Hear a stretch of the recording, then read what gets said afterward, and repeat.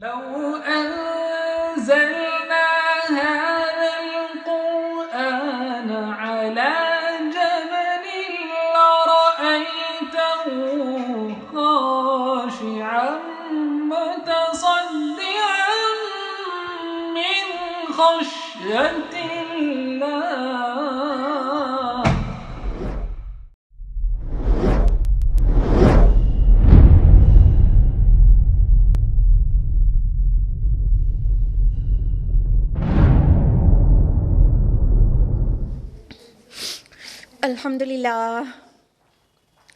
الحمدللہ رب العالمین والصلاة والسلام علی رسولہ الکریم وعلی آلہ واصحابہ اجمعین، اما بعد، واعوذ باللہ من الشیطان الرجیم، بسم اللہ الرحمن الرحیم۔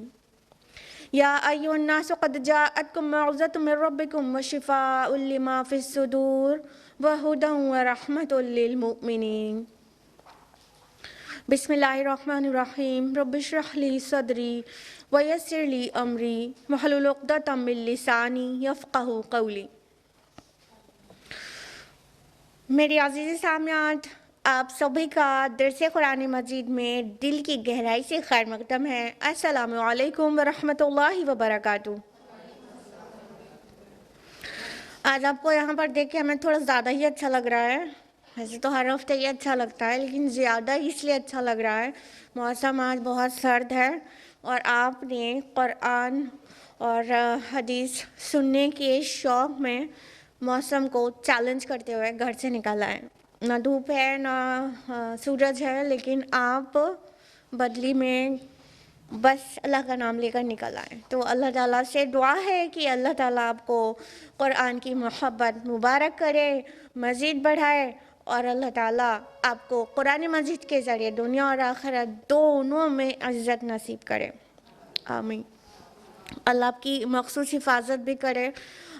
جو پہلی وبا ہے کووڈ-19 اور ساتھ ہی اومیکرون اینڈ آل، ان سب سے بھی اللہ حفاظت کرے، اور سردی زکام بخار سے بھی حفاظت کرے، تاکہ گھر میں فردر کسی کو کچھ کہنے کا موقع نہ ملے، آمین۔ تو ہم لوگ درس قرآن میں کون سی سورہ ڈسکس کر رہے ہیں؟ سورہ انبیاء۔ ہاں، اگر کتنے لوگوں کو یاد ہے لاسٹ ویک ہم لوگوں نے کہاں تک کیا تھا سورہ انبیاء میں؟ ہاں ایگزیکٹلی 44، ٹھیک ہے۔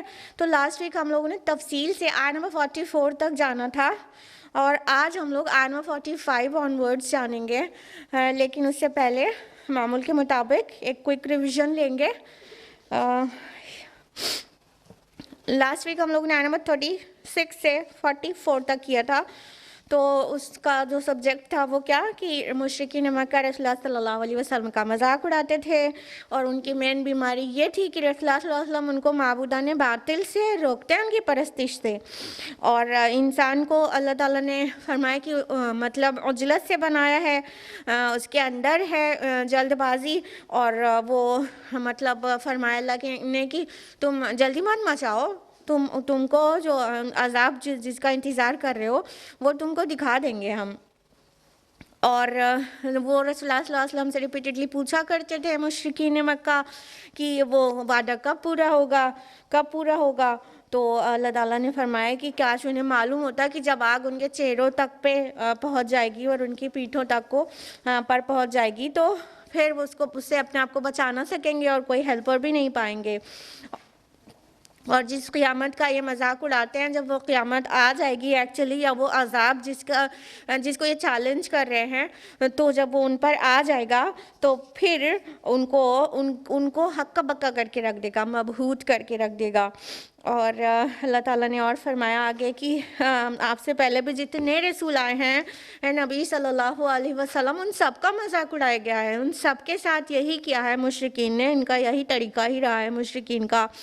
اور پھر اللہ تعالیٰ نے ان سے کویشچن ریز کرنے کے لیے کہا کہ ان سے پوچھئے کہ دن رات رحمان سے تمہاری حفاظت کون کرتا ہے۔ اس کے 2 معنی تھے، وہ تفصیل سے ہم نے آپ کو لاسٹ ویک بتایا تھا۔ اور آگے فرمایا آیت نمبر 43 میں کہ کیا ان کے پاس کوئی اور بھی ہیں ایسے جو ان کو بچا لیتے ہوں، اور وہ تو خود اپنی مدد نہیں کر سکتے تو ان کی کیا کریں گے۔ اور ہاں آگے اللہ تعالیٰ نے فرمایا آیت نمبر 44 میں کہ ہم نے ان کو دنیاوی نعمتیں عطا کی اور ان کے آباء و اجداد کو بھی کی تھی، اسی وجہ سے کیا ان پر مدت طویل ہو گئی۔ تو کیا یہ دیکھتے نہیں کہ ہم زمین کو اس کے کناروں سے گھٹاتے چلے آ رہے ہیں؟ تو کیا یہ لوگ غالب ہو جائیں گے؟ اس کو تفصیل سے لاسٹ ویک ہم نے بتایا تھا، سائنٹیفک ویو پوائنٹ بھی بتایا تھا، اور اس میں انکار کرنے والوں کے لیے کیا بات تھی وہ بھی ڈیٹیل میں بتایا تھا۔ ان کیس اگر کوئی لاسٹ ویک پریزنٹ نہیں تھا تو وہ یوٹیوب پر دیکھ سکتے ہیں تفصیل میں۔ اب ہم لوگ باقاعدہ آیت نمبر 45 سے کنٹینیو کریں گے تاکہ ڈیٹیلز یہاں سے پتہ چل جائے۔ تو لیٹس اسٹارٹ۔ اعوذ باللہ من الشیطان الرجیم، بسم اللہ الرحمن الرحیم۔ آیت نمبر 45 ہے قُلْ إِنَّمَا أُنذِرُكُم بِالْوَحْيِ، آپ کہہ دیجئے کہ میں تم لوگوں کو خبردار کرتا ہوں وحی کے ذریعے سے۔ وَلَا يَسْمَعُ الصُّمُّ الدُّعَاءَ إِذَا مَا يُنذَرُونَ، اور بہرے نہیں سنتے کسی کی پکار کو جب انہیں خبردار کیا جاتا ہے۔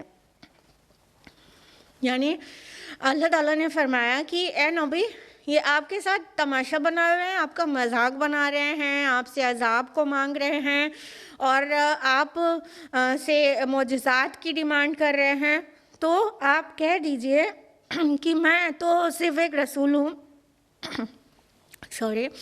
اور میں وحی کی اتباع کرتا ہوں، اور جو میرے پاس وحی آتی ہے وہ تمہیں پیش کرتا ہوں۔ کہنے کا مطلب رسول کا کام یہ نہیں ہے کہ آپ کی ڈیمانڈ پہ وہ معجزہ دکھا دے، جیسے جیسے کفار کہتے جائیں، جیسے جیسے ڈیمانڈ ہوتی جائے نبی سے، نبی کے اپنے ہاتھ میں ہے کہ بس دکھا دے۔ نہیں، اللہ تعالیٰ نے فرمایا کہ کہہ دیجئے کہ میں تو جو میرے پاس وحی آتی ہے اس کے ذریعے تمہیں بس خبردار کر رہا ہوں، وارن کر رہا ہوں۔ میرا کام ہے وارن کرنا، میسج کو پہنچا دینا اور وارننگ دے دینا۔ میرا کام یہ نہیں ہے کہ کسی کو کس طرح سے مطلب جو معجزہ مانگ رہے ہیں وہ خود دکھا دوں میں، یا تو میں تم پر عذاب لا دوں۔ جس بھی چیز کے لیے تم ڈیمانڈ کر رہے ہو وہ سب کا سب اختیار کل اللہ تعالیٰ کے ہاتھ میں ہے، اور نبی صلی اللہ علیہ وسلم کا کام صرف پہنچا دینا ہے اور خبردار کر دینا ہے، انذار کر دینا ہے۔ انذرکم آیا ہے تو انذار کر دینا ہے، نہ کہ مطلب آپ پر وکیل ہے کفار پر یا پوری امت کے اوپر کہ جو مطلب ان کی پوچھ نبی سے ہوگی۔ نہیں، نبی کا کام ہے صرف میسج کو ڈیلیور کر دینا۔ اور فرمائے کہ وہ جو لوگ بہرے ہوتے ہیں نا وہ سنا نہیں کرتے، تو اس سے کیا مراد ہے؟ یہ ایکچولی پیدائشی بہروں کی بات نہیں ہو رہی ہے، بلکہ ان بہروں کی بات ہو رہی ہے جو حق کو سننے سے بہرے ہیں۔ قرآن حکیم نے اس کو مزید واضح کیا ہے دوسرے مقامات پر کہ ان کے کان تو حق کو سننے سے بہرے ہو گئے۔ تو وہ ایکچولی پیدائشی بہرے نہیں تھے، they were not deaf، نا، وہ ڈیف نہیں تھے، وہ بہرے نہیں تھے، اور بلکہ وہ کیا تھے؟ ان کے کان حق کو سننے سے بہرے ہو گئے۔ اور اسی طرح آنکھوں سے اندھا جو انسان ہو جاتا ہے اس کے لیے اللہ تعالیٰ نے واضح کرتا ہے کہ یہ جو آنکھیں ان کے سروں پر ہے یہ اندھی نہیں ہو گئی، وہ دل اندھے ہو گئے ہیں جو سینوں میں، یعنی وہ جو بصیرت ان کی چلی گئی ہے۔ بصارت تو ہے، یہ دیکھ تو سکتے ہیں لیکن وہ ویژن نہیں ہے ان کے پاس، فورسائٹ نہیں ہے، صرف سائٹ ہے۔ یہ دیکھنے کو دیکھ سکتے ہیں لیکن حق بات انہیں نظر نہیں آتی۔ یہ سننے کو سن سکتے ہیں، پیدائشی بہرے نہیں اور ابھی بھی بہرے نہیں ہیں، لیکن حق بات سننے سے بہرے ہو گئے ہیں۔ تو نبی صلی اللہ علیہ وسلم کے لیے اس کے اندر ایک تشفی ہے، تسلی ہے اور بہت سارا پیار۔ اللہ تعالیٰ کہہ رہے ہیں آپ مت پریشان ہوئیے اے نبی، یہ بہرے ہیں، بہروں کو نہیں سنا سکتے، آپ اسی کو سنا سکتے ہیں نا جس کو سنائی پڑتا ہے، تو آپ اس سے کچھ بولے تو وہ سنے گا، لیکن بہروں کا کیا ہے؟ وہ پکار کو نہیں سنتے۔ ہاں، جیسے بکری کا ریوڑ ہوتا ہے یا شیپ کا کوئی بھی ریوڑ ہوتا ہے پورا کا پورا، تو ان کا جو چرواہا ہوتا ہے وہ ان کو پکارتا ہے، اور چاہے پھر اس کو کتنی اچھی اچھی باتیں بتا ڈالے ان کو کچھ سمجھ نہیں آتا، وہ پلٹ کے نہیں دیکھتے اور وہ اپنی چال چلے جاتے ہیں۔ تو اسی طرح وہ لوگ بھی ہوتے ہیں جو حق بات کو سننا ہی نہیں چاہتے، تو ان کے کان حق بات سے بہرے ہو جاتے ہیں. جو حق کو پہچاننا ہی نہیں چاہتے، ان کی آنکھیں حق سے اندھی ہو جاتی ہیں.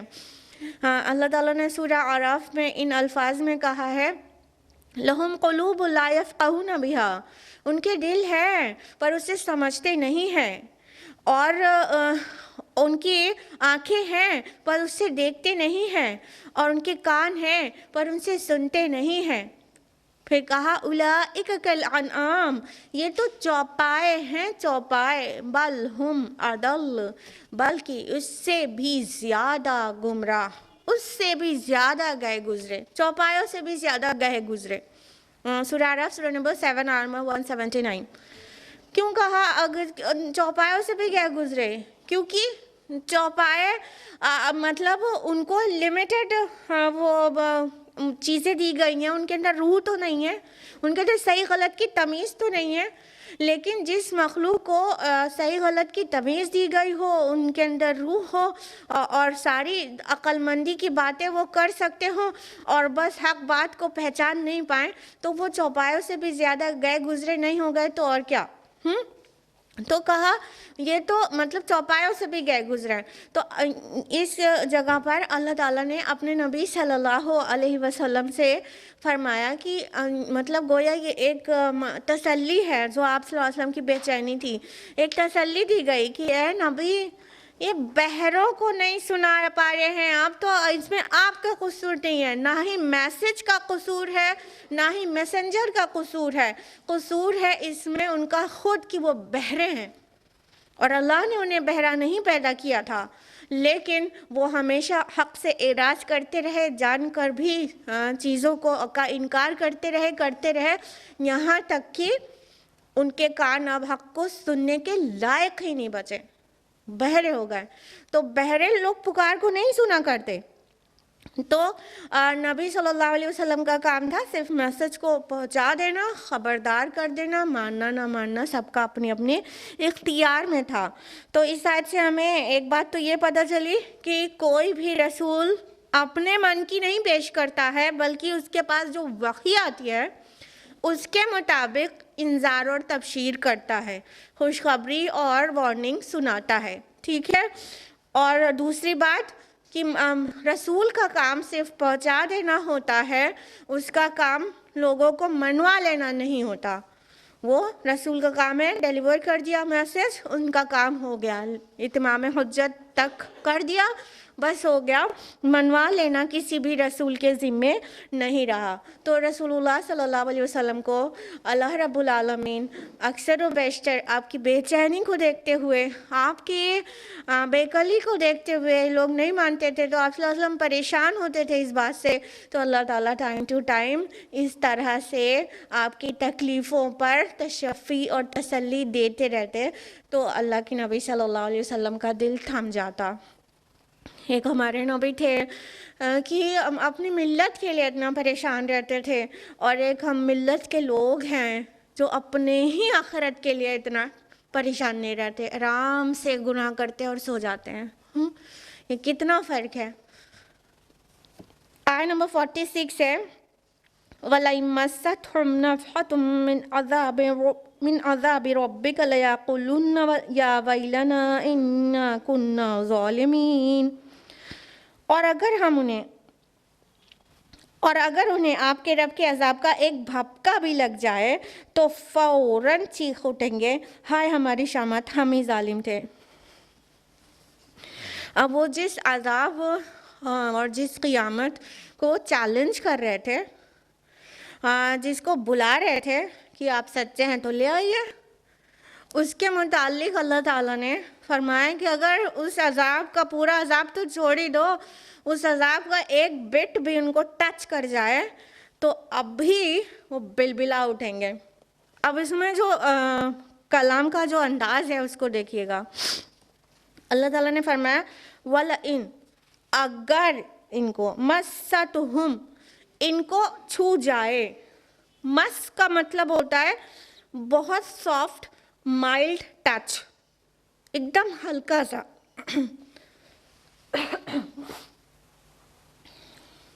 ٹھیک ہے. مس کا مطلب عربی زبان میں بہت مائلڈ ٹچ ہوتا ہے, بالکل ہلکا سا چھو جانا, سافٹلی.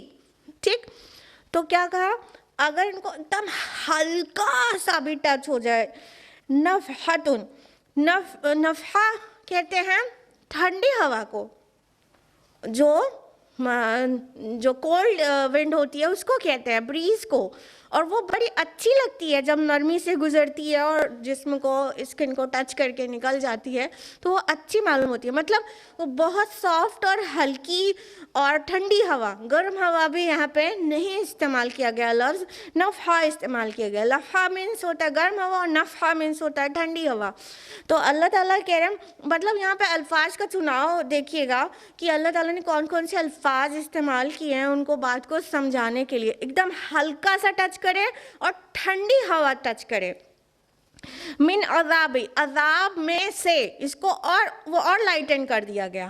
من عذابی مطلب عذاب پورا نہیں, عذاب میں سے مطلب لٹل بٹ پنشمنٹ یا ٹارمنٹ. ٹھیک ہے, تو لٹل بٹ. تو ابھی تیسری ایمفیسس ہو گئی رب کا, ان کے رب کا. اب رب بذات خود ایک مائلڈ, سافٹ اور بہت محبت بھرا لفظ ہے. اللہ کا عذاب نہیں کہا گیا, قہار کا عذاب نہیں کہا گیا, جبار کا عذاب نہیں کہا گیا, العزیز کا عذاب نہیں کہا گیا, رب کا عذاب. رب کون ہوتا ہے؟ چیریشر, سسٹینر, وہ جو پالتا ہے, وہ جو پرورش کرتا ہے. تو پالنے والا, پرورش کرنے والا, محبت سے دیکھ ریکھ کرنے والا, واچ کرنے والا, محبت سے حفاظت کرنے والا, یہ سارے مفاہیم جس لفظ کے اندر ہیں اس کے اندر پیار کتنا ہوگا. تو وہ رحمت والے لفظ کو اور محبت والے لفظ کو, یعنی سافٹ اور مائلڈ جو نیم ہے جس کے اندر اپنے آپ میں ایک محبتیں چھپی ہوئی ہیں, اس لفظ کو یہاں پہ استعمال, رب کا, ان کے رب کا.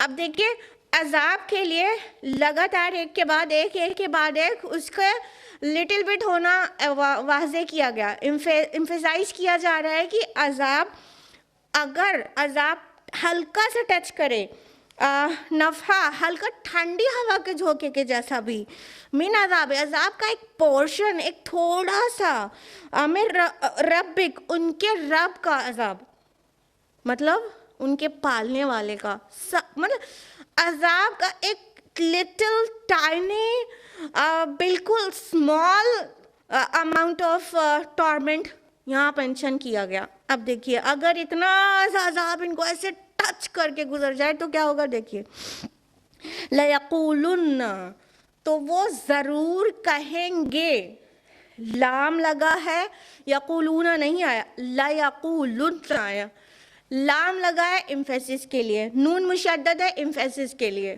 ٹھیک ہے, یہ لام تاکید کہلاتا ہے, اور یہاں پہ جو نون مشدد ہے وہ بھی تاکید کے لیے ہے.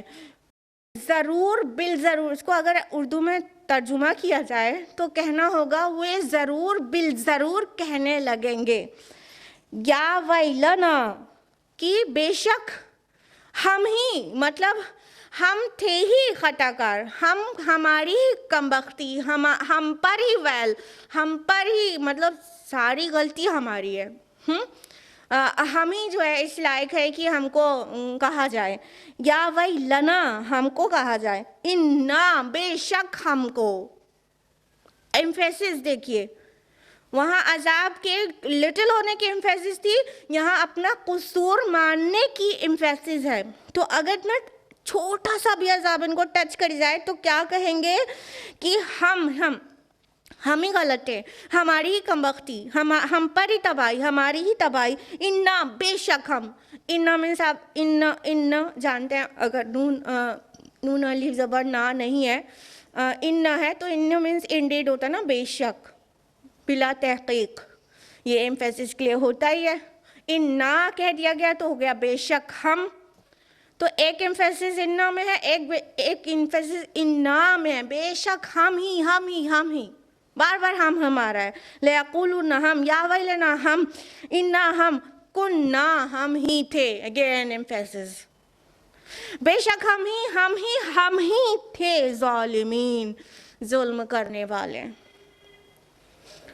غور کریے، انداز بیان سوچئے، کس طرح انسان کہتا ہے دیکھا جائے گا، جہنم میں جانے والے کام کرے اور پھر کہے کہ جب جلیں گے تو دیکھا جائے گا۔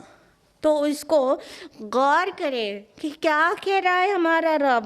اگر ان کو بالفرض دنیا میں ان کو ایک ہلکا سا عذاب چھو کر بھی چلا جائے، عذاب کی ایک ہلکی سی ہوا، مطلب ایسی ٹھنڈی ہوا، وہ بھی گرم، پوری گرم ہوا نہیں، لو کی ہوا نہیں، سموم ورڈ نہیں آیا، جیسے آج کل جا رہے ہیں تو آسان ہے سمجھنا، صرف دروازہ کھولا اور ایک ہوا آئی اور فوراً بند کر دیا، اتنی سی ہوا کے بارے میں کہا جا رہا ہے، مطلب ایسے ایک ہلکی سی ٹھنڈی سی ہوا آئی۔ اب عذاب کی ہوا ٹھنڈی تو نہیں ہوگی، لیکن بھرپور عذاب کی گرمی اور ایک ہلکی سی ہوا میں جو ڈفرینس آئے گا، تو ٹھنڈی ہوا کا ورڈ استعمال کیا گیا ہے، نفحہ۔ تو یہ کہا جا رہا ہے ایک دم ہلکا سا عذاب کا ایک جھوکا بھی کہنا ہے، ایک بڑا ورڈ ہوگا، ایک مطلب ایک لٹل ٹائنی عذاب ان کو ہلکا سے ٹچ کر کے ہلکا سے گزر جائے، بس ٹچ کر کے گزر جائے، بس اتنا، دروازہ کھولا، ہوا لگی، بند کر دیا، اتنی دیر میں ہمارا کتنا کچھ بگڑ جائے گا۔ اتنے میں انسان اپنی غلطی اس درجے میں ماننے لگے گا، کہے گا بے شک ہم ہی تھے ظالم، ہم نے کیا غلطی، ہم سے غلطی ہوئی، ہماری ہی تباہی، ہماری غلطی تھی جو ہم رسول کی نہیں مان کر دے رہے تھے۔ اس عذاب سے اس بری طرح سے انسان چیخ اٹھے گا۔ تو سوچئے ہم کیسے اتنی آسانی سے کہہ سکتے ہیں دیکھا جائے گا، یا تو ہم مطلب جہنم میں جانے کے لیے کہتے ہیں کہ ایک نہ ایک دن تو نکال لیا جائے گا۔ اللہ اکبر، سچ میں ہم نے ایسے لوگوں کو بھی سنا ہے، آپ نے بھی سنا ہوگا کبھی کسی کو کہتے ہوئے کہ ایک نہ ایک دن تو نکال لیا جائے گا نا۔ اللہ اکبر، ایک اتنے سے عذاب کے بھپکے کو بھی برداشت کرنے کی سکت نہیں ہے انسان کے اندر، وہ ایک دم بری طرح سے چیخ اٹھے گا اور کہا جا رہا ہے کہ ایک نہ ایک دن تو نکال لیا جائے گا۔ وہ کئی ہزار سال ہوں گے، وہ کئی لاکھ سال ہے، کئی کروڑ سال ہوں گے، اس کے بعد نکال جائے گا۔ تو اتنی ہمت آ گئی ہم میں، اللہ اکبر، کیسی سوچ ہے ہماری۔ تو ایک حدیث میں آتا ہے کہ ایک شخص کو ایسے عذاب کا ایک ہلکا سا مطلب اس کو جھونکا ملے گا، اور دنیا میں ساری لگژریز اسے ملی تھی، سب طرح کی لگژریز میں اس نے ایک دم مطلب پرنس کی طرح زندگی گزاری تھی، اور عذاب کا خالی ایک مطلب وہی آئے گا، ایک پورشن، جیسے ہی عذاب اسے ٹچ کرے گا وہ کہہ اٹھے گا میں نے کبھی دنیا میں کوئی بھی آسانی اور آرام جانا ہی نہیں۔ تو آرام کیا ہوتا ہے، لگژری کیا ہوتی ہے، آئی ڈونٹ نو۔ یعنی ایک حال جو دنیا میں ہر لگژری اس کو اللہ تعالیٰ نے نصیب کی تھی، اس نے ہر آسانی، ہر آرام میں زندگی گزاری، سارا آرام ایک لمحے میں چھو منتر ہو جائے گا، اور وہ کہہ اٹھے گا آرام کیا ہوتا ہے، مجھے تو اس کی میننگ کی تک نہیں پتا، وہ سکون اور عیش کیا ہوتا ہے، مجھے تو اس کے میننگ تک نہیں پتا، مجھے یہ ہوتا کیا ہے مجھے نہیں پتا۔ یعنی ایک ہلکے سے عذاب، جیسے عذاب سٹارٹ ہوگا اس ٹائم ہی وہ کہہ دے گا میں نے کبھی آرام میں نہیں گزارا، میں تو مدتوں سے تکلیف میں ہوں۔ تو یہ حالت ہوگی انسان کی۔ تو اسے چاہیے کہ رب اور رسول کی مانیں۔ ہم زبان سے تو اللہ کے رسول کی تکذیب نہیں کرتے، لیکن عمل سے خوب کرتے ہیں، خوب کرتے ہیں۔ غور کریں، اپنے ایک عمل کو غور کریں کہ کون سا عمل ہمارا ایسا ہے جو ہم کو اس عذاب سے بچا لے گا، اور کون سا عمل ہمارا ایسا ہے جو اس عذاب میں لے جائے گا، اللہ نہ کرے۔ تو ان چیزوں کو چھوڑ کر توبہ کریں، یہی ایک سولوشن ہے۔ آیت نمبر 47، وَنَضَعُ الْمَوَازِينَ الْقِسْطَ لِيَوْمِ الْقِيَامَةِ فَلَا تُظْلَمُ نَفْسٌ شَيْئًا، اور ہم نے قیامت کے دن عدل و انصاف کی میزانیں لا کر رکھ دیں گے، پھر کسی جان پر کوئی ظلم نہیں کیا جائے گا۔ وَإِنْ كَانَ مِثْقَالَ حَبَّةٍ مِّنْ خَرْدَلٍ أَتَيْنَا بِهَا، اگر ہوگا کوئی عمل رائی کے دانے کے برابر تو ہم اسے بھی لے آئیں گے۔ وَكَفَى بِنَا حَاسِبِينَ، اور حساب لینے کے لیے ہم کافی ہیں۔ اللہ تعالیٰ آگے بتا رہے ہیں کہ ایکچولی قیامت کے دن تو تمہارا سارا کچا چٹا کھل کر سامنے آ جائے گا، میزان قائم ہو جائے گی. ہاں، اور یہاں پہ لفظ موازین آیا ہے انسٹیڈ آف میزان. موازین میزان کا پلیورل ہے. میزان مانے جانتے ہوں گے نا آپ لوگ، بیلنس، ٹھیک ہے، ترازو جیسا ہم امیجن کرتے ہیں، بیلنس. اور موازین پلیورل ہے. تو فقہا اور مفسرین ان کے مطلب مختلف آراء ہیں کہ موازین کیا بہت ساری میزانیں ہوں گی، یہ کیوں موازین لفظ کیوں کر آیا ہے. تو اس میں الگ الگ فقہا اور الگ الگ انفیکٹ مفسرون الگ الگ اپنی رائے دیتے ہیں. کچھ کے نزدیک ڈفرینٹ میزانیں ہوں گی، لیکن جو مور پرومیننٹ اوپینین ہے وہ یہ کہ چونکہ تول سب کی الگ الگ ٹائپ کی ہوگی، تول سب کی الگ الگ ہی ہوگی، تو وہ سب کی تول تو الگ ہو گئی. اس وجہ سے موازین کا مطلب میزان تو ایک ہوگی لیکن سب کی الگ الگ ہوگی. اس وجہ سے پلیورل ورڈ لا دیا گیا کہ ایک میزان ایک انسان کی ہے تو پھر دوسری میزان، دوسری تول، دوسرا جو بیلنسنگ ہے وہ دوسرے انسان کی ہوگی. اور کچھ اور آراء بھی ہیں، بہرحال موسٹ پرومیننٹ اوپینین یہ ہے.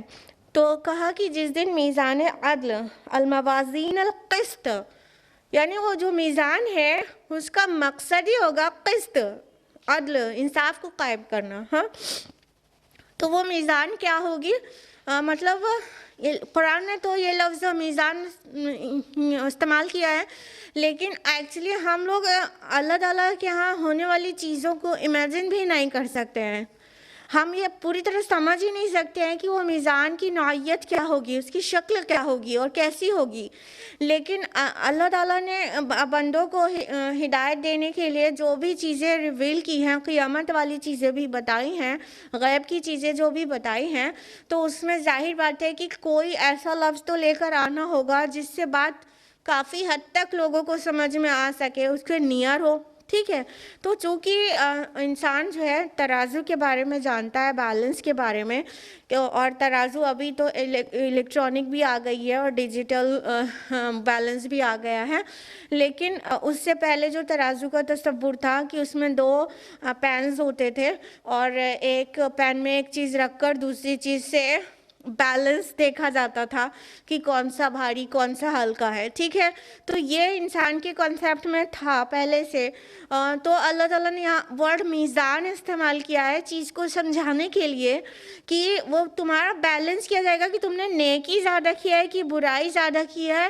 اور زیادہ یہاں مطلب کوانٹیفیکیشن مطلب نہیں ہے. آپ کو اچھی طرح پتہ ہے کہ میزان عمل جو ہوگی وہ قسط کے ساتھ وزن کرے گی، اور اس وزن میں یہ نہیں ہوگا نمبر آف ڈیڈس سے وہ انفلوئنس نہیں ہوگی، پھر کس سے ہوگی؟ اعمال کے خلوص سے، اس کی اور نیتوں سے وزن کیے جائیں گے. تو یہ مطلب بالکل انٹینجبل چیزیں بھی وہ وے کر لے گی. تو وہ اس لیے میزان کی اصل شکل، اصل نوعیت اور ٹائپ ہم لوگ سمجھ ہی نہیں سکتے ہیں، کیونکہ ہم لوگ اگر کوئی چیز ناپ تول سکتے ہیں تو ٹینجبل چیزیں ہی ناپ تول سکتے ہیں. لیکن ایک نے 2 رکعت نماز پڑھی اور دوسرے نے 2 رکعت نماز پڑھی، کس کی نماز میں زیادہ خلوص تھا، کس کی نماز میں کم تھا یا تھا ہی نہیں، اس کو ہم ناپ تول نہیں سکتے. ہاں، کوئی ایسا مطلب پیورٹی کا اسکیل نہیں ہے ہمارے پاس جو دل کے اندر کے خلوص کو اور نیتوں کو ناپ سکے. تو لیکن وہ جو میزان ہوگی وہ انٹینجبل چیزوں کو بھی میجر کر سکے گی، انفیکٹ وہ تول سکے گی کہ کتنے مطلب کس قدر اللہ تعالیٰ کے خلوص کے ساتھ اللہ کی رضا کے لیے کام کیا گیا تھا، تو اس کا وزن اس عمل کا زیادہ ہوگا، اور جو کام دکھاوے کے لیے کیا گیا ہوگا وہ بے وزن ہو چکا ہوگا، اور جو کام میں مطلب ہلکا پھلکا ہوگا، معاملہ خلوص کا کم ہوگا، تو اس کا وزن ہلکا ہوگا. تو یہ اکارڈنگلی ہوگا. تو اس لیے ایکچولی میزان کی اصل حقیقت ہم لوگ سمجھ ہی نہیں سکتے، بس اندازہ لگا سکتے ہیں. تو اللہ تعالیٰ نے فرمایا کہ ہم قیامت کے دن میزان عدل قائم کریں گے، میزان قسط قائم کریں گے، اور پھر کسی جان پر کوئی بھی ظلم نہیں ہوگا. یعنی وہ میزان ایسی نہیں ہوگی کہ کہیں کسی کا کچھ نیک عمل تھا لیکن بھول جایا گیا اس میں رکھنے سے، یا کوئی کا گناہ تھا تو وہ تھوڑا سا اور بڑھا کے اس میں رکھ دیا گیا. نہیں، ذرہ برابر بھی ناانصافی نہیں ہوگی. اور اللہ تعالیٰ نے اس کو فردر ایمفیسائز کر کے فرمایا کہ اگر کوئی عمل رائی کے دانے برابر بھی ہوگا وَإِنْ كَانَ مِثْقَالَ حَبَّةٍ مِّنْ خَرْدَلٍ، اگر ہو وزن کسی چیز کا وزن اتنا بھی، حبہ ایک سیڈ کے برابر، ایک بیج کے برابر، سیڈ کے دانے کے برابر، تو بھی تو وہ بھی آ جائے گا. صرف سیڈ تک حبہ کہہ کے ٹک نہیں جائے گا. من خردل، یعنی رائی کے دانے کے برابر. خردل مینس رائی ہوتا ہے، سب کو پتہ ہے نا، مسٹرڈ سب کے کچن میں ہوتی ہے کچھ نہ کچھ بگاڑنے کے لیے، کریکٹ؟ تو وہ رائی کا دانہ دیکھا ہے نا آپ نے، کتنا چھوٹا ہوتا ہے. تو اللہ تعالیٰ فردر چیز کو ایمفیسائز کر رہے ہیں کہ کسی کے ذرا بھی ظلم نہیں ہوگا. اگر نیک عمل ہوگا تو بھولا نہیں جائے گا. وہ اگر رائی کے دانے کے برابر بھی عمل ہوگا، نیک ہو یا بد، تو ہم، اللہ تعالیٰ فرماتے ہیں، ہم اسے بھی لے آئیں گے. حضرت لقمان جب اپنے بیٹے کو نصیحت کر رہے تھے تو سورہ لقمان کے آیت نمبر 16 میں ہے نا، تو انہوں نے بھی کہا تھا نا کہ اے بیٹا، اگر رائی کے دانے کے برابر بھی کوئی عمل ہوگا اور ہو وہ بھی کسی چٹان میں یا آسمانوں میں یا زمین میں، تو اللہ لے آئے گا اس کو. تو یہاں پر بھی وہی بات ہے کہ اگر رائی کے دانے برابر بھی گڈ ڈیڈ ہوگی وہ بھی اللہ تعالیٰ لے آئیں گے، اور اگر بیڈ ڈیڈ ہوگی، کچھ گناہ ہوں گے، تو وہ بھی کہیں سے مس آؤٹ نہیں ہوگا. اور یہ بھی نہیں ہوگا کہ بڑھا دیا جائے جیسے دنیا میں ہوتا ہے اندھیر نگری، کہ کسی نے چھوٹا سا غلط کیا ہو تو اتنا بڑا چڑھا کے بتا دیا جاتا ہے، گھر سے لے کے جوڈیشری تک، کہ کچھ چھوٹا سا کیا ہے تو کتنا بڑھا دیا گیا، اور کیا ہی نہیں ہے تھرو آؤٹ اور اس کو پنشمنٹ مل گئی. ثبوت نہیں اکٹھا ہو پایا. جوڈیشری بھی کیا ہے، مجبور ہے. عدالتوں میں تو ثبوت پر فیصلے ہوتے ہیں، جھوٹے ثبوت تیار کر لیے گئے، جو گناہگار تھا اس کو مطلب دکھا دیا گیا پاک صاف ثبوتوں، جھوٹے ثبوتوں کے ذریعے، اور جو معصوم تھا اس کو گناہگار دکھا دیا گیا جھوٹے مطلب ایویڈنسز اور جھوٹے پروفس جو ہے پروڈیوس کر کے، تو فیصلہ غلط ہو گیا. لیکن اگر یہی بات وہاں پہ بھی ہو کہ ہمارے فلاں بخشوا لیں گے، ہمارے مطلب ان کے بینر کے نیچے آنے کے بعد پھر ہٹ لگا لیں گے اللہ تعالیٰ سے جنت میں جانے کی، دین where has gone the justice؟ اب جب آخرت میں بھی جسٹس نہیں ہونا ہے، وہاں پر بھی مطلب چلے گا انٹرسیشن، تو پھر کہاں پر ہوگا؟ ہاں ٹھیک ہے، انٹرسیشن ہوگا، شفاعت ہوگی، لیکن وہ بھی حق کے ساتھ. اس کا تفصیل سے ہم لوگ پہلے جان چکے ہیں. تو فرمایا کہ اللہ تعالیٰ نے کہ کسی کا کوئی عمل اتنا چھوٹا سا بھی ہو تو ہم لے آئیں گے. اگر آپ لوگ یہ سوچ رہے ہیں کہ رائی کے دانے سے مثال کیوں دی گئی ہے، اب تو سائنس ٹیکنالوجی ایڈوانس ہو گئی ہے اور ہم جانتے ہیں کہ رائی کے دانے سے چھوٹی چیزیں بھی ایگزسٹ کرتی ہیں، تو اس کی مثال کیوں نہیں دے دی گئی؟ اگر آپ کے دماغ میں یہ سوال آ رہا ہے تو اس کا جواب یہ ہے، دیکھیے، جب کانٹیکسٹ دوسرا ہے، جیسا کہ سورہ قیامہ، سورہ سبا میں اللہ تعالیٰ کہتے ہیں کہ زمین آسمان کی کوئی چیز اس سے ہڈن نہیں ہے، مثقال ذرہ، ایک ذرے کے برابر بھی نہیں، ٹھیک ہے، ایک ذرے کے برابر بھی نہیں.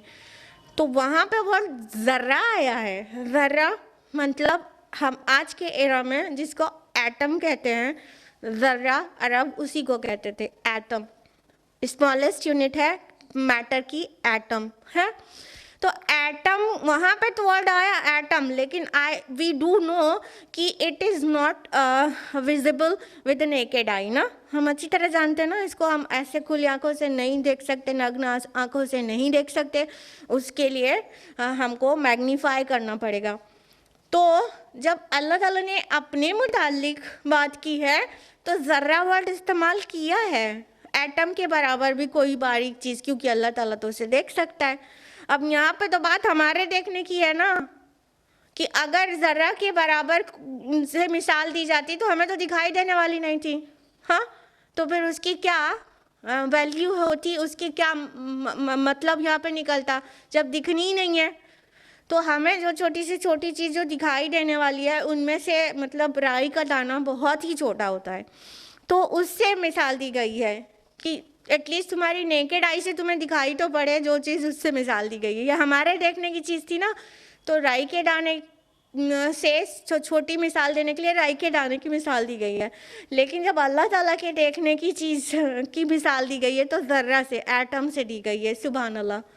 تو اس درجے میں کلام میں وسعت ہے اللہ تعالیٰ کے. فرمایا کہ ذرا وہ رائی کے دانے کے برابر بھی کوئی عمل ہوگا تو ہم اسے لے آئیں گے. یہ آپ لوگ سورہ زلزال میں بارہا پڑھتے رہتے ہوں گے صلاح کے اندر, وَمَن يَعْمَلْ مِثْقَالَ ذَرَّةٍ خَيْرًا يَرَهُ وَمَن يَعْمَلْ مِثْقَالَ ذَرَّةٍ شَرًّا يَرَهُ. ماشاء اللہ ایوری بڈی نوز نا. تو جو نیکی بھی کی ہوگی کسی نے تھوڑی سی بھی تو اللہ تعالیٰ لے آئے گا, اور وہ برائی بھی کی ہوگی تو وہ بھی لے آئے گا. وَكَفَى بِنَا حَاسِبِينَ, اور حساب لینے کے لیے ہم کافی ہیں. کہنے کا مطلب یہ میزان عدل جو قائم کی جائے گی یہ اللہ تعالیٰ کے لیے نہیں ہے کہ وہ دیکھ لے کہ کس نے زیادہ مطلب اچھے کام کیے کس نے نہیں. یہ سب تمہارے جاننے کے لیے ہے, تم دیکھ لو. انسان اپنے نفس پر خود ہی بصیرت رکھتا ہے, وہ خود ہی جانتا ہے کہ وہ کتنے پانی میں ہے نا. تو اس دن جو میزان عدل قائم کی جائے گی وہ اس لیے نہیں کہ اللہ تعالیٰ کو ٹولز اینڈ ٹیکنالوجی چاہیے, نہیں. اللہ تعالیٰ حساب لینے کے لیے خود کافی ہے, without any tools, without any میزان, وداؤٹ اینی ویئنگ بیلنس. کوئی ضرورت نہیں ہے اللہ تعالیٰ کو اس کی. لیکن اگر اللہ تعالیٰ اپنے علم کے بنیاد پر فیصلہ سنائے گا تو ہم اور آپ جھگڑا کرنے لگ جائیں گے, کہیں گے کہ نہیں ہم ایسے نہیں ایسا کیا, کل ملا کے میرے نیک عمل زیادہ ہوں گے, برے تو تھوڑے ہی سے ہوں گے. ہم آرگیو کرنے لگ جائیں گے اگرچہ ہمارے سامنے سب کچھ ظاہر نہیں کر دیا جائے, ٹھیک ہے. تو یہ جو فرشتوں کے ریکارڈ کیپنگ کا کام ہے وہ بھی ہمارے لیے ہے, ہم کو دکھا دیا جائے یہ لو یہ تم کر کے آئے ہو, ہاں. اور یہ جو میزان میں ہمارے اعمال وزن کیے جائیں گے وہ ہمیں دکھانے کے لیے, دیکھو تمہارے سامنے ہے, تمہارے سامنے ہے جو تم نے کیا تھا, یہ تم دیکھ لو اپنی آنکھوں سے. واضح کر دیا گیا وَكَفَى بِنَا حَاسِبِينَ, اور حساب لینے کے لیے ہم کافی ہیں, ہم کافی ہیں حساب لینے کے لیے. لیکن یہ میزان کا معاملہ تمہاری خود کے اوپر اتمام حجت ہے کہ تم اللہ تعالیٰ سے جھگڑا نہ کرنے لگ جاؤ کہ ایسا نہیں ویسا, تو تمہیں دکھا دیا جائے گا کہ تم ایکچولی اتنے پانی میں تھے. میزان میں جو اتنا ٹیکنیکل ہوگا وزن, اس کے متعلق ایک حدیث ہے, اس کا مفہوم ہم آپ کو بتا رہے ہیں کہ ایک انسان ہوگا بہت زیادہ گناہگار, اتنے سارے اس کے گناہ ہوں گے کہ جیسے بلڈنگ ہوتی ہے پوری بلڈنگ 99 بلڈنگ کے برابر وزنی گناہ ہوں گے اس کے, اور اس کو میزان کے ایک پین میں رکھ دیا جائے گا. پھر اس بندے سے اللہ تعالیٰ پوچھے گا کہ یہ سب تو نے کیا ہے, بولے گا ہاں کیا ہے, میں نے ہی کیا ہے. تو اللہ تعالیٰ اس سے پوچھیں گے کیا کوئی نیک عمل ہے آپ کے پاس, تو اس کو یاد تک بھی نہیں آئے گا کوئی نیک عمل, کہے گا نہیں بس یہی سب کیا تھا میں نے. تو اللہ تعالیٰ کہے گا ایک عمل ہے تیرے پاس, اللہ تعالیٰ کہے گا نہیں ہے ایک عمل, اور پھر اس کو منگایا جائے گا, اور وہ ایک کاغذ کا چھوٹا سا پیس ہوگا, کہا جائے گا اس کو رکھ دو, مطلب جس طرف گڈ ڈیڈس رکھ کے وے کرنا تھا اس طرف رکھوا دیا جائے گا. اور اس کا رکھا جانا وہ میزان کا وہ والا پین، وہ والا پلڑا بھاری ہو جائے گا، وہ 99 جو بلڈنگز کے برابر گناہ تھے وہ ہلکا ہو جائے گا، اور اس کاغذ کے چھوٹے سے ٹکڑے میں لکھا ہوگا اشہد ان لا الہ الا اللہ و اشہد ان محمد رسول اللہ. سبحان اللہ. یہ ہے لا الہ الا اللہ محمد رسول اللہ کی فضیلت بھی، اور ساتھ ہی عمل کا وزن بھی. خلوص سے جو عمل کیا جائے گا وہ میزان کو بھاری کر دے گا نیک عمل کو، اور خلوص سے خالی عمل ہوگا تو پھر چاہے جتنا ہو گنتی نہیں ہوگی، وہاں وزن ہوگا. اور وزن یہ ٹانجیبل چیزوں والا وزن نہیں جو ہم لوگ کرتے ہیں، ہاں چاول اور آٹے اور چنے کا وزن نہیں. کتنا اس کے اندر اللہ تعالیٰ کا تقویٰ تھا، اور تقویٰ دل میں ہوتا ہے. اور یہ دنیا کی چاہے قیامت تک بھی دنیا کے کوئی اسکیل ایسے نہیں آ سکتی شاید کہ وہ یہ چیزیں مطلب وہ میجر کر لے یا وے کر لے، اس کو ناپ تول لے. ہاں تو یہ اس طرح کی میزان ہوگی.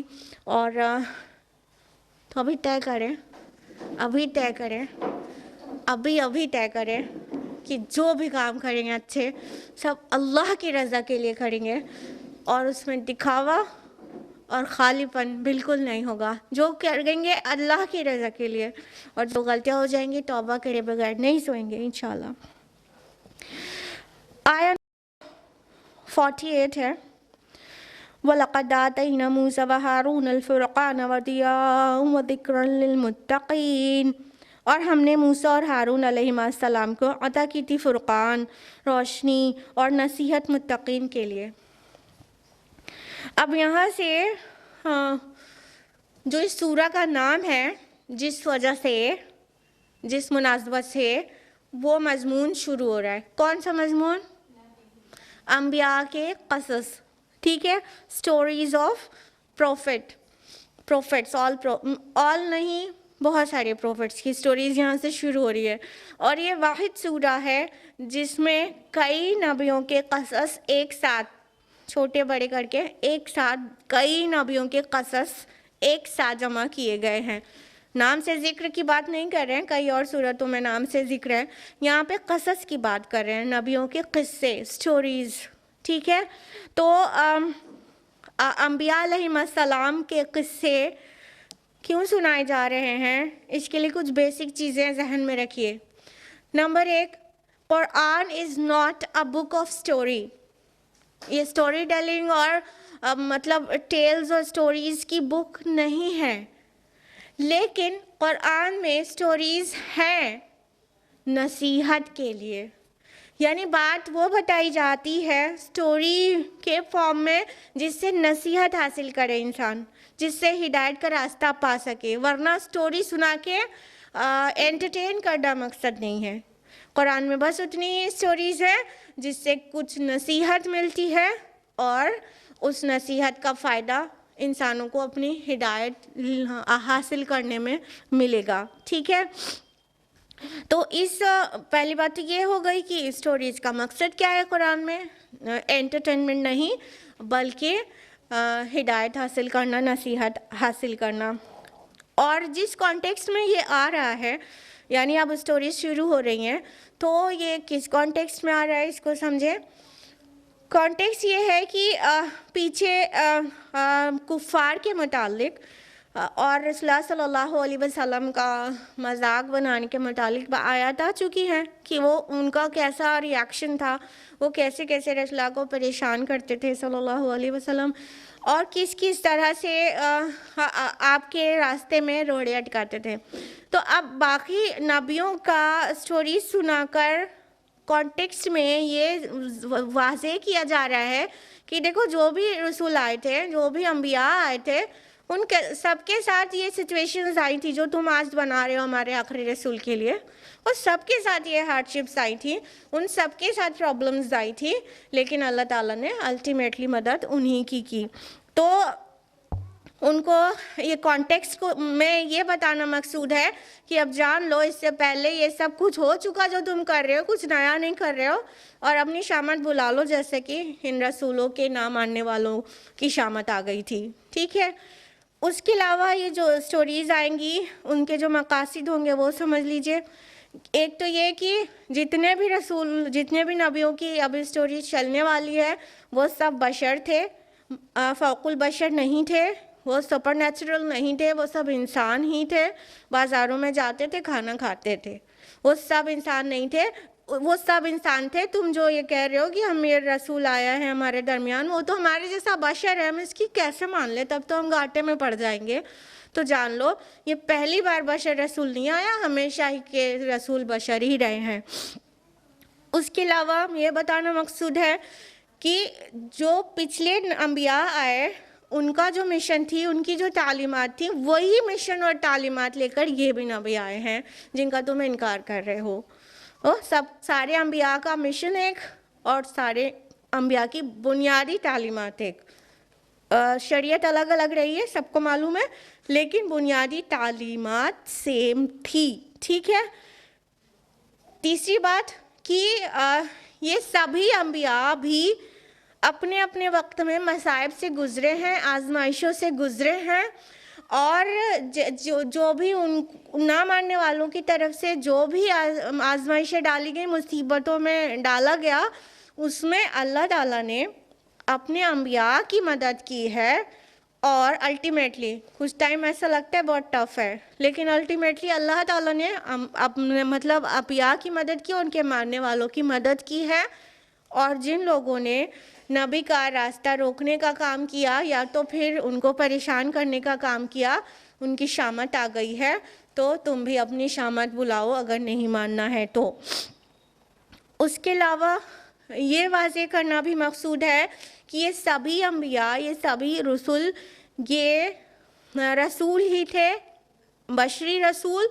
الوہیت کا انہوں نے کبھی دعویٰ نہیں کیا، انہوں نے کبھی نہیں کہا کہ میری عبادت کرو، ہاں، انہوں نے اللہ کی عبادت میں ہی ڈالا ہے، لوگوں کو اسی کی طرف بلایا ہے۔ یہ بیمار بھی ہوتے تھے، ان پر آزمائشیں بھی آتی تھیں، یہ بازاروں میں بھی جاتے تھے، یہ فیصلہ لینے میں کبھی قصور بھی کر بیٹھتے تھے اور ان کا مواخذہ بھی ہو جاتا تھا، اور اللہ اپنی رحمت سے ان کی طرف پلٹ جاتا تھا۔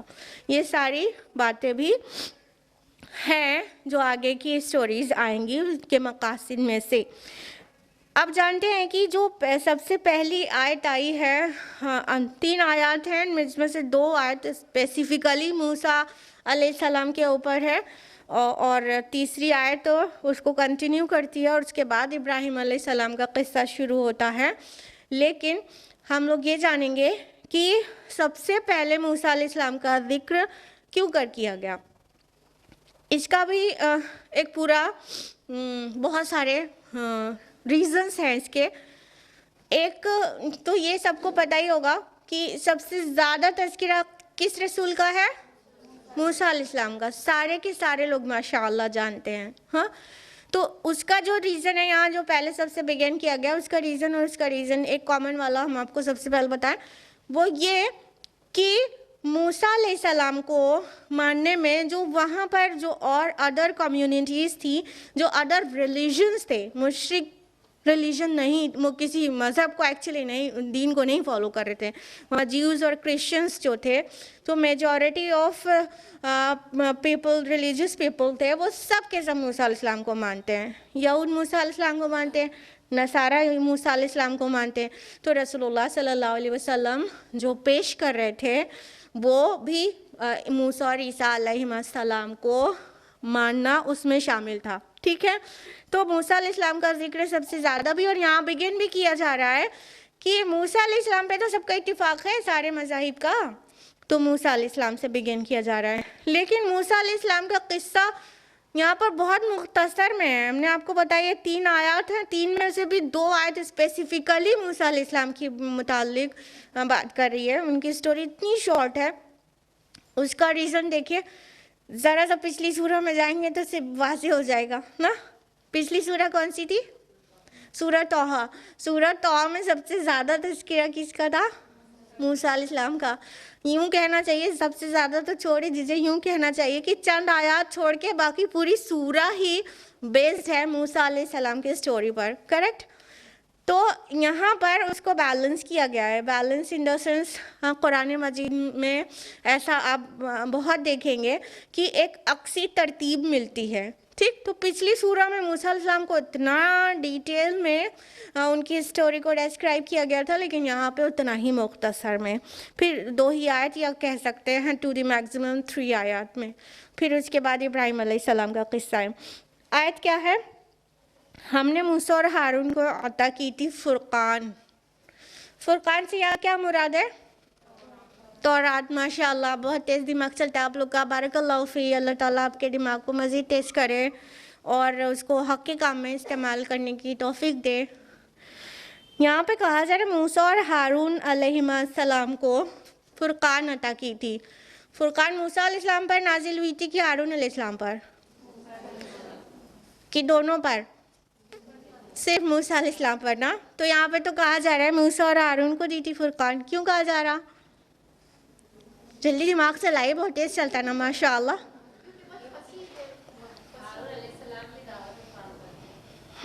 اور جلدی بولیے. ہاں, بعد نہیں, پیرالل ہی تھے. ہاں, ہیلپر مانگا تھا نا موسیٰ علیہ السلام نے اللہ تعالیٰ سے. دیکھیے یہاں پر اسٹوریز شروع ہو رہی ہیں, اور اسٹوریز میں ہاں صرف موسیٰ علیہ السلام کا ذکر نہیں لایا گیا ہے, ہارون علیہ السلام کو بھی پکچر میں ہونا چاہیے اسٹوری میں. ایک بات. دوسری بات یہ کہ یقیناً تورات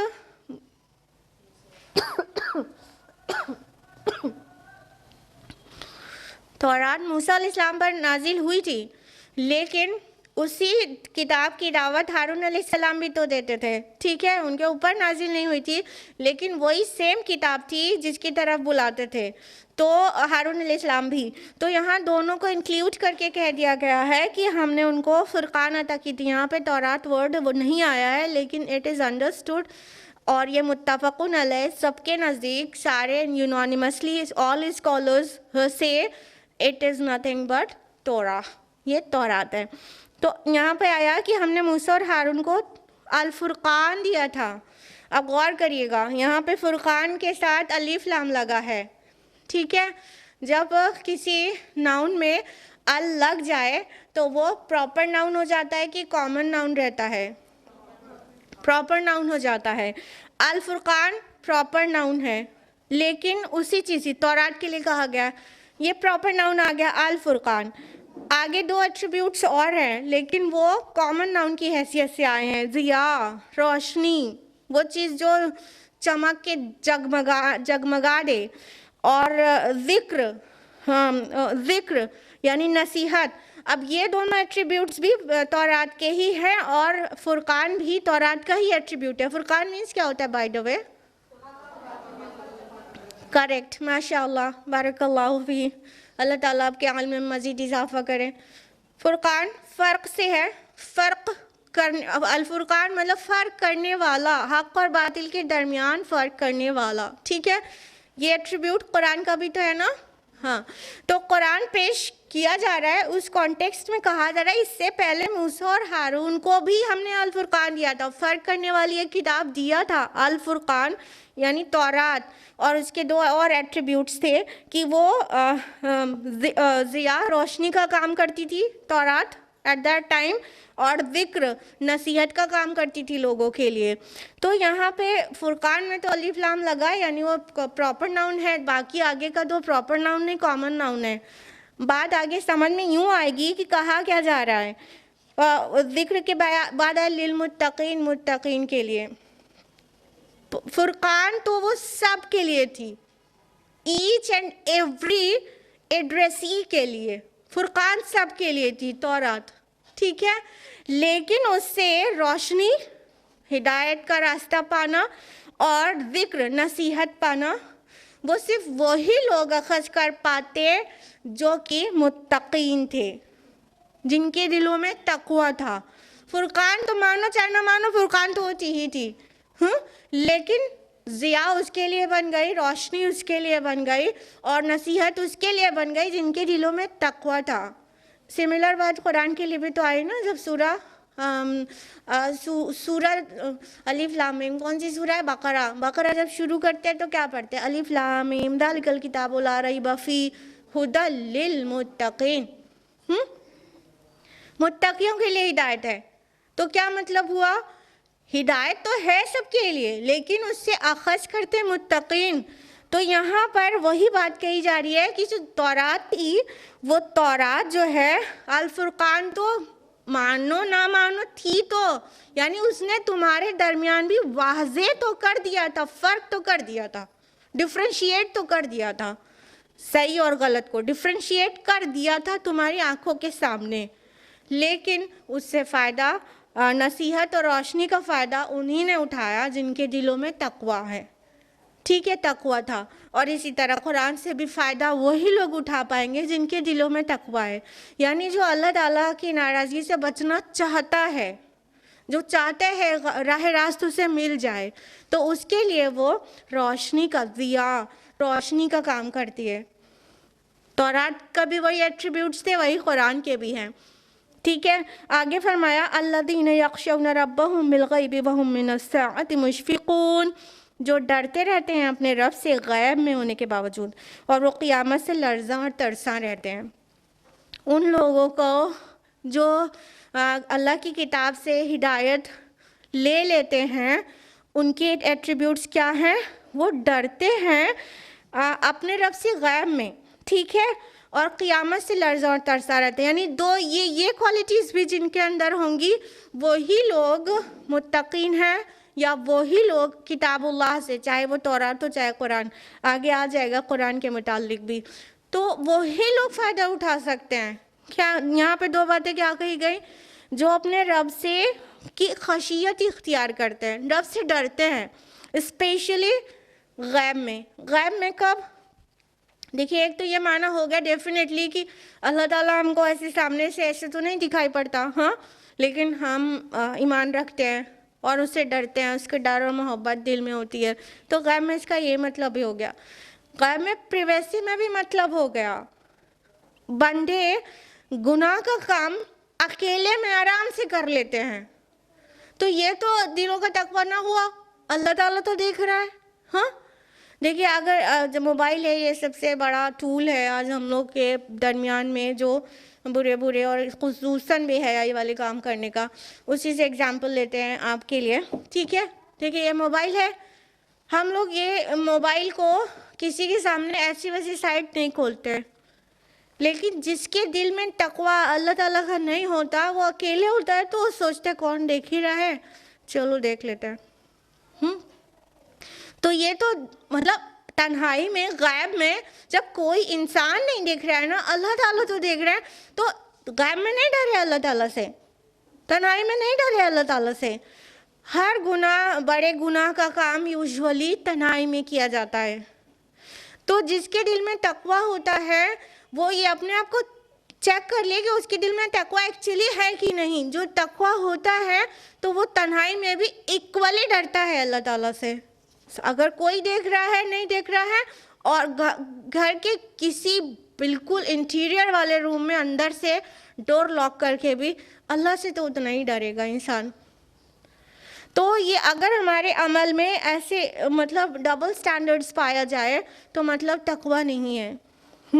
تو جو لوگ ڈرتے ہیں اپنے رب سے غیب میں رہنے کے باوجود، تنہائی میں رہنے کے باوجود، پریویسی میں ہونے کے باوجود، کوئی نہیں ریویل کرے گا انہوں نے کیا کیا ہے، لیکن پھر بھی ڈرتے ہیں، اور قیامت سے مشفقون آیا۔ مشفقون کا مطلب ہوگا وہ لوگ جو نروس ہو جائیں، جو لرزاں اور ترساں ہو جائیں، یعنی قیامت کا تصور کرتے ایک دم نروس ہو جاتے ہیں، گھبرا جاتے ہیں، وہ کانپنے لگتے ہیں، ان کے روئیں کھڑے ہو جاتے ہیں، چاہے وہ اکیلے میں قیامت کے بارے میں تصور کر لیں، وہ ڈر جاتے ہیں۔ تو یہ دو باتیں جس کے اندر ہوتی ہیں، ایکچولی تقویٰ اس کے پاس ہے، اور وہ ہدایت اللہ کی کتاب سے وہ ہی لے سکتا ہے۔ بات تو تورات کے کانٹیکسٹ میں کہی گئی، لیکن 100% اپلائی ہوتی ہے قرآن کے ماننے والوں کے لیے بھی۔ بس ایک آیت کر کے مکمل کریں گے. آیت نمبر 50 ہے وَهَذَا ذِكْرٌ مُبَارَكٌ أَنزَلْنَاهُ، اور اب یہ بابرکت ذکر یعنی قرآن ہم نے نازل کیا ہے. أَفَأَنْتُمْ لَهُ مُنْكِرُونَ، تو کیا تم اس کا انکار کر رہے ہو؟ ابھی بات آئی نا سمجھ میں. تورات کے متعلق جو بات آئی وہ اس لیے کہ اب دیکھو یہی کوالٹیز کے ساتھ اس سے بھی زیادہ خاص اور اہم کتاب الفرقان قرآن مجید تمہارے درمیان آ گیا ہے. وہ ذکر ہے، وہ تمہارے لیے ریمائنڈر ہے. تم اس کے ساتھ بے اتنائی برت کرو، اس کا انکار کر رہے ہو. تم یہ تو بالکل حد ہی ہو گئی. تو تورات کی جو کوالٹیز بتائی گئی اس سے زیادہ مطلب ہائی کوالٹی بک تمہارے پاس آ چکی ہے. کیوں کہہ رہے ہیں اس سے زیادہ؟ دیکھیں کچھ بھی ہے، تورات آئی پھر وہ بعد میں مطلب ایڈلٹریشن ہو گیا، اس میں ملاوٹ ہو گئی، لیکن قرآن مجید محفوظ ہے. تو کئی ایسپیکٹ سے قرآن مجید کا درجہ تورات سے بھی زیادہ اونچا ہے. حالانکہ کچھ بیسک ایٹریبیوٹس، کچھ بنیادی صفات کامن ہیں دونوں میں، لیکن اس کے باوجود بھی اس سے اوپر اس سے اعلیٰ درجے کی کتاب ہے قرآن مجید. تو کیا تم اس قرآن کے ساتھ تم پہ بے اتنائی برت رہے ہو اور اس کا انکار کر رہے ہو؟ ہاں، تم اس کے ڈینائرز بن رہے ہو، تم اس کو تکذیب کرنے والے بن رہے ہو، اس کا انکار کر رہے ہو اس کتاب کے ساتھ جو آخری میں تمہیں اللہ کا آخری نبی پیش کر رہا ہے. چیک کریں ہم اور آپ سبھی لوگ. اللہ تعالیٰ ہم لوگوں کو قرآن مجید پڑھنے، سمجھنے، اس کے مطابق زندگی کو ڈھال دینے کی اور سوسائٹی میں قائم کر دینے کی توفیق عطا فرمائے. آمین. وآخر دعوانا الحمدللہ رب العالمین. والسلام علیکم ورحمۃ اللہ وبرکاتہ.